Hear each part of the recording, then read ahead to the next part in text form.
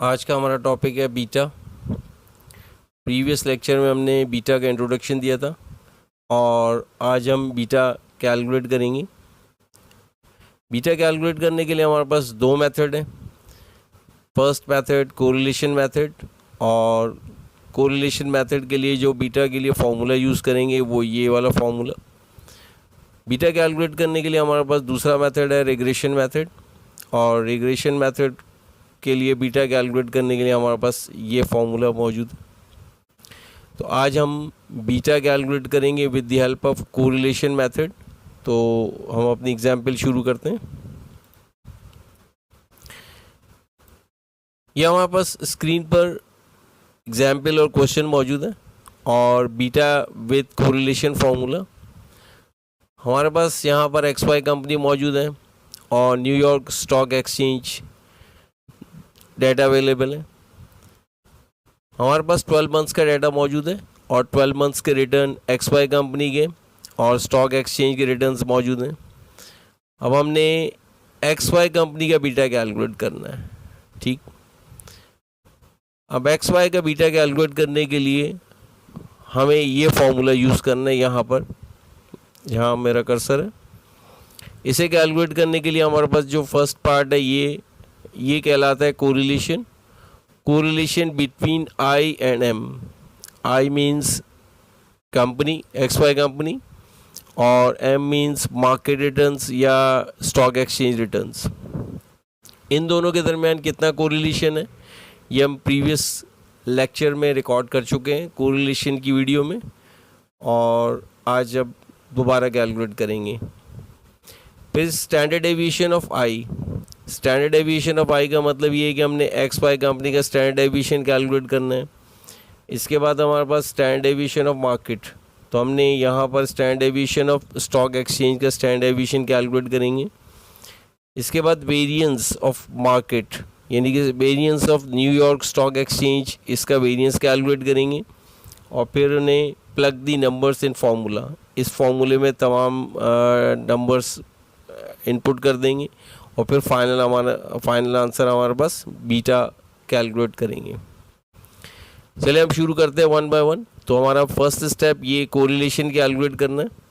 तो correlation calculate करने के लिए, इसे कैलकुलेट करने के लिए स्क्रीन पर ये फॉर्मूला मौजूद है। ठीक है, ये प्रीवियस वीडियो में रिकॉर्ड भी कर चुके हैं, लेकिन अगर हम शुरू से स्टार्ट करेंगे तो पहले हम इसे कैलकुलेट करेंगे।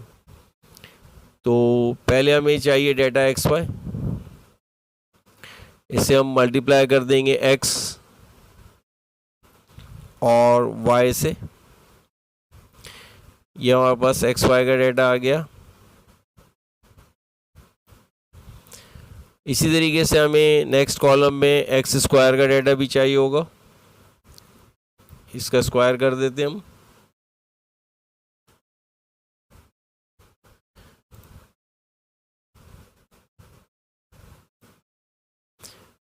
अब हमें Y स्क्वायर का डेटा भी चाहिए होगा, तो इसे भी कैलकुलेट करते हैं।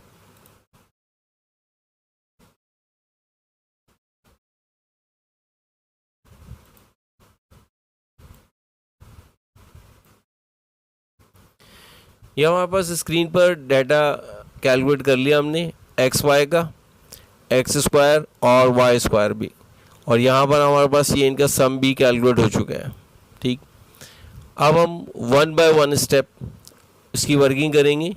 तो हम शुरू करते हैं। यहाँ पर ये हमारे पास ये वाले जो वर्किंग है, इस तमाम वर्किंग से हमने कोरिलेशन कैलकुलेट किया। स्टेप्स वन बाय वन हम डिस्कस करेंगे और इसमें हमारे पास जो कोरिलेशन का फाइनल आंसर आ रहा है, ये हमारे पास ये 0.9352 हमारा फाइनल आंसर है। इस फाइनल आंसर को हम यहाँ पुट करेंगे। इसी तरीके से फिर इसके बाद हमने standard deviation of I calculate करना है, और स्टैंडर्ड डेविएशन ऑफ I हमारे पास आ जाएगा ये। ठीक है, इसके बाद हमने स्टैंडर्ड डेविएशन ऑफ मार्केट उसे कैलकुलेट करेंगे, और standard deviation of market calculate करने के बाद हमारे पास यहाँ पर इसकी वैल्यू सब्स्टिट्यूट करेंगे और फिर हम बीटा कैलकुलेट करेंगे। तो हम सबसे पहले शुरू करते हैं कोरिलेशन से। कोरिलेशन में हमारे पास n into summation x y, इन दोनों को आपस में मल्टीप्लाई करेंगे तो यहाँ पर हमारे पास इन दोनों को मल्टीप्लाई कर दिया। चले हम इसे कैलकुलेट भी करते हैं। n हमारे पास है 12, मल्टीप्लाई कर देंगे हम इसे, यहाँ पर हमारे पास है समेशन एक्स वाई ये, और समेशन एक्स वाई मेरे पास यहाँ स्क्रीन पे ये मौजूद है 2160, तो इसे मल्टीप्लाई करेंगे 2160.48, मेरे पास आ गया 25,925। तो यहाँ पर अप्रॉक्सीमेट वैल्यू आ रही है 25,926। ठीक, ये फर्स्ट स्टेप हमारा कैलकुलेट हो गया, ये हमने ये इसे सॉल्व कर लिया। समेशन एक्स और समेशन वाई दोनों आपस में मल्टीप्लाई करेंगे तो हम भी कर देते हैं। हमारे पास समेशन एक्स है 49.82 मल्टीप्लाई बाय आ जाएगा 111.69, तो हमारे पास आंसर आ रहा है 5564। ये हमारे पास नेक्स्ट स्टेप पे आ गया। ठीक है, इसी तरीके से फिर हम कैलकुलेट करेंगे इन दोनों का डिफरेंस, इसका जो सम आया था और इसका यहाँ पर, तो मेरे पास ये पहला आंसर आया था 25,926, इसमें से माइनस कर देंगे हम 5,564 को, तो ये हमारे पास आंसर आ गया 20,362। यहाँ पर ये राउंड ऑफ 20,361 आ गया। ठीक है, तो हमारे पास न्यूमरेटर कैलकुलेट हो चुका है। इसी तरीके से हम वन बाय वन करके यहाँ पर नेक्स्ट स्टेप में n into summation x square ये आ जाएगा। इसी तरीके से समेशन एक्स का स्क्वायर ये हमारे पास वैल्यू आ गई, और इन दोनों का जो डिफरेंस है वो ये कैलकुलेट हो गया। इसका मतलब है ये भी सॉल्व हो गया। इसी तरीके से हम n और समेशन वाई स्क्वायर को आपस में मल्टीप्लाई करेंगे तो हमारे पास ये वैल्यू आ जाएगी। सॉरी, ये अंडर रूट है, इसका अंडर रूट कैलकुलेट करके ये आ गया। इसके बाद n और समेशन वाई स्क्वायर इससे मल्टीप्लाई करेंगे तो 44,700। चले हम इसे कर लेते हैं। n आपके पास है 12, इसको मल्टीप्लाई कर दिया आपने, मैं इसको सॉल्व कर रहा हूँ। वाई स्क्वायर से समेशन वाई स्क्वायर हमारे पास है 3724 मल्टीप्लाई बाय 3724.97,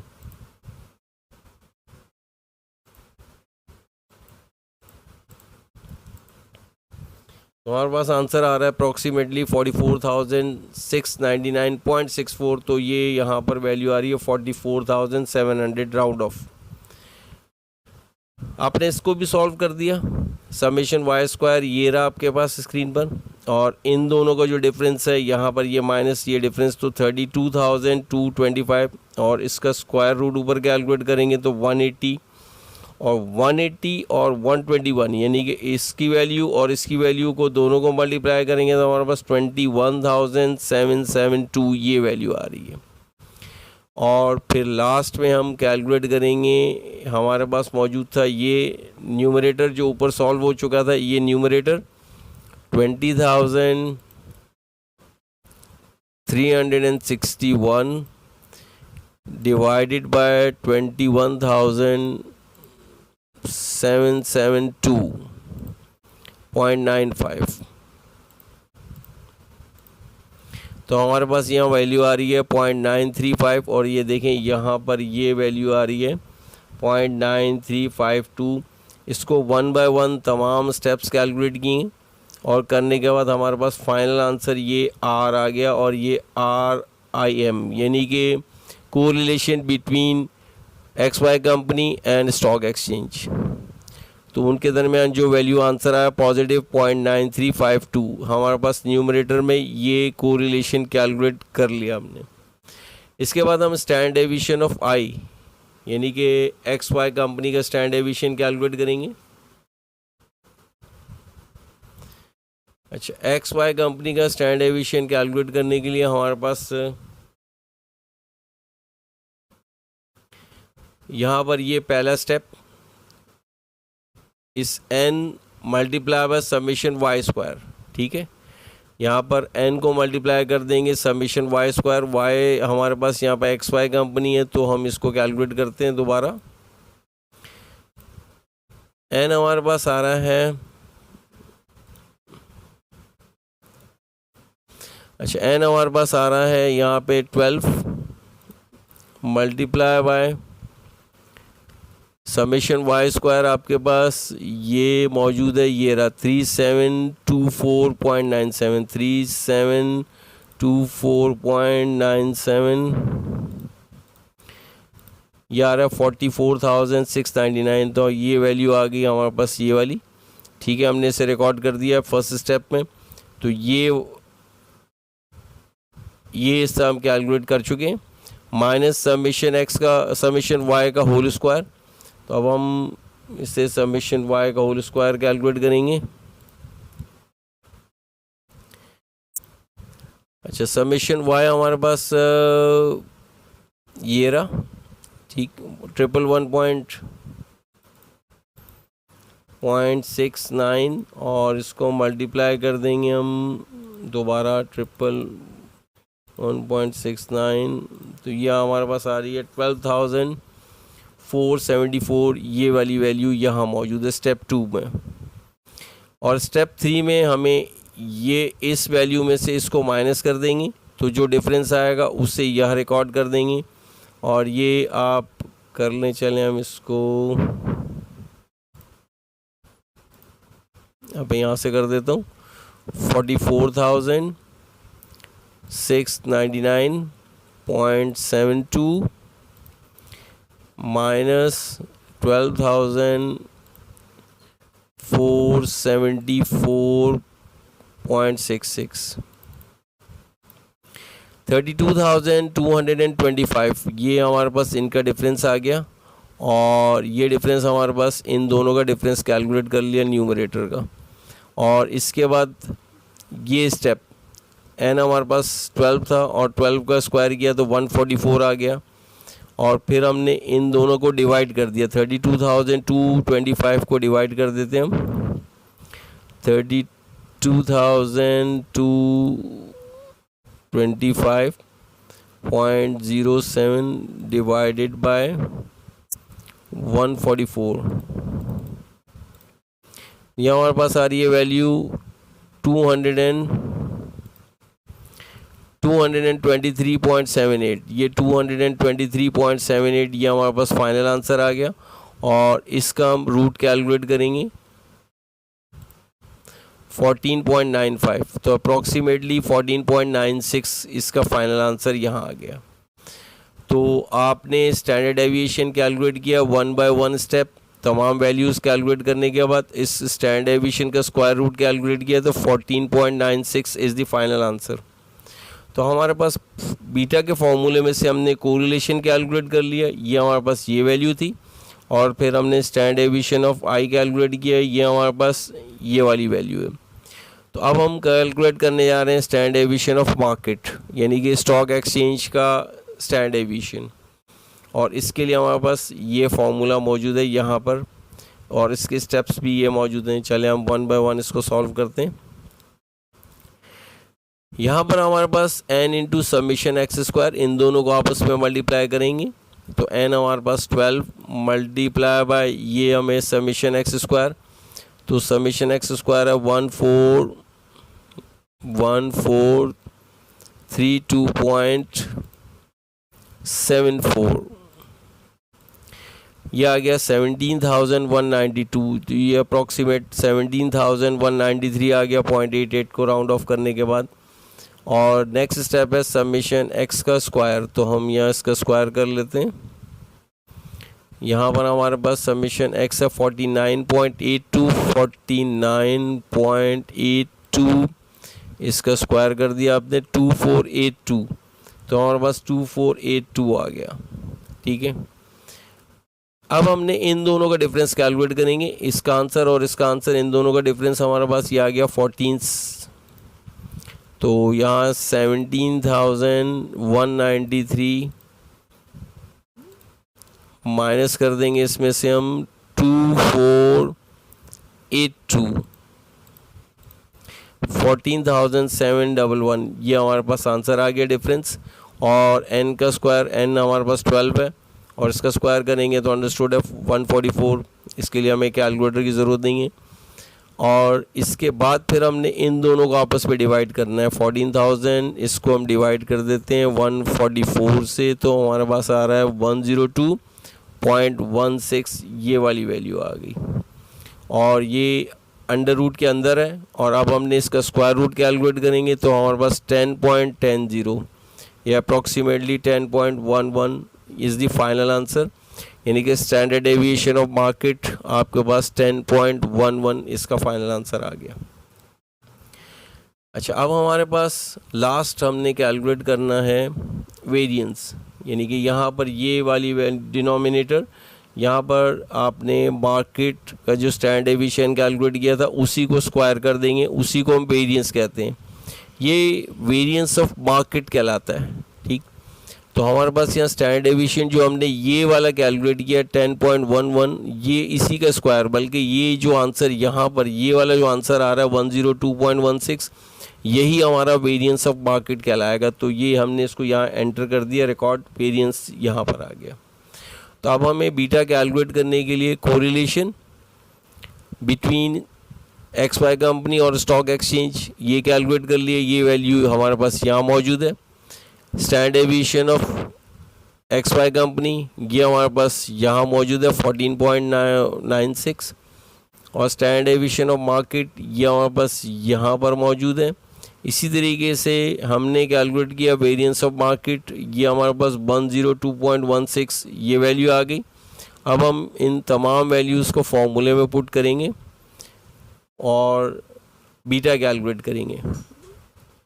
और यहाँ पर हमारे पास बीटा कैलकुलेट करने के लिए फर्स्ट स्टेप ये कोरिलेशन और standard deviation of XY company और स्टैंडर्ड डेविएशन ऑफ मार्केट इन तीनों को आपस में मल्टीप्लाई करेंगे। तो हमारे पास यहाँ पर जब तीनों को मल्टीप्लाई किया तो 141 हमने पहले कोरिलेशन 0.935 और इसको मल्टीप्लाई कर देंगे हम स्टैंडर्ड डेविएशन ऑफ आई, ये हमारे पास ये 14.96 और फिर इसे मल्टीप्लाई कर देंगे इस 10.11 से। तो ये हमारे पास 141.41 ये हमारे पास फाइनल आंसर आ गया इस न्यूमरेटर का। इसी तरीके से हमारे पास आंसर आ रहा है 102.16 ये वैल्यू यहाँ से आ जाएगी। और इसके बाद हमने इन दोनों को डिवाइड करेंगे तो इससे हम डिवाइड कर देंगे 102.16 से, यह आ गया 1.384। तो फाइनल बीटा हमारे पास 1.384 आ रहा है। तो आपने न्यूमरेटर को कैलकुलेट किया, इसका फाइनल न्यूमरेटर यह आ गया। इसी तरीके से वेरिएंस हमारे पास 102.16 था और इन दोनों को डिवाइड करने के बाद हमारे पास जो फाइनल आंसर आया 1.38 ये हमने कैलकुलेट किया beta with the help of correlation formula. अब मैं इसको एक फाइनल रिव्यू, हमें बीटा कैलकुलेट करना है with the help of correlation formula. तो हमें कोरिलेशन चाहिए, कोरिलेशन बिटवीन XY कंपनी और स्टॉक एक्सचेंज। इसे कैलकुलेट किया हमने इस फार्मूले की हेल्प से और ये फाइनल आंसर हमारे पास ये 0.9352 मौजूद है। इसी तरीके से फिर नेक्स्ट स्टेप हमने standard deviation of I, standard deviation of I का मतलब है कि हमने XY कंपनी का स्टैंडर्ड डेविएशन कैलकुलेट किया, इसका फार्मूला ये और यहाँ पर इसका फाइनल आंसर ये मौजूद है 14.96। इसके बाद हमने स्टैंडर्ड डेविएशन ऑफ मार्केट ये कैलकुलेट किया, ठीक, इसका फार्मूला ये हमारे पास मौजूद है और इसके तमाम स्टेप्स ये हैं और इसका फाइनल आंसर 10.11 ये मौजूद है। फिर हमें वेरिएंस ऑफ मार्केट भी चाहिए था और वेरिएंस ऑफ मार्केट कैलकुलेट करने के लिए इसी का स्क्वायर कर दें या ये हमारे पास 102.16 मौजूद है, ये वेरिएंस आ गया और इन तीनों को मल्टीप्लाई किया 141.40 ये हमारे पास फाइनल आंसर है। इसी तरीके से वेरिएंस 102.16 था और इन दोनों को जब हमने डिवाइड किया तो हमारे पास फाइनल बीटा आंसर आया 1.384। तो ये था हमारे पास, ये थी हमारे पास example beta with the help of correlation formula. I hope कि आपको कॉन्सेप्ट क्लियर हो गया होगा। Thank you. Everything you need to pass the professional certifications. CFA CMA FRMA CCA certificate in IFRS. WhatsApp number +92334-337-5070. jbizsolutions.com. CFA qualification that increase your financial analyst skills. For level 1, level 2 and level 3. jbizsolutions.com. The skills you need and the experience you want. When you need a candidate with expert skills, start your search with FRM. CMA qualification that increase your management accounting skills. For part 1 and part 2. A career that's as flexible as you want to be. Certificate in IFRS that increase your financial reporting skills. For Module 1, Module 2, Module 3 and Module 4. JBiz Solutions. Contact WhatsApp number +92334-337-5070. jbizsolutions.com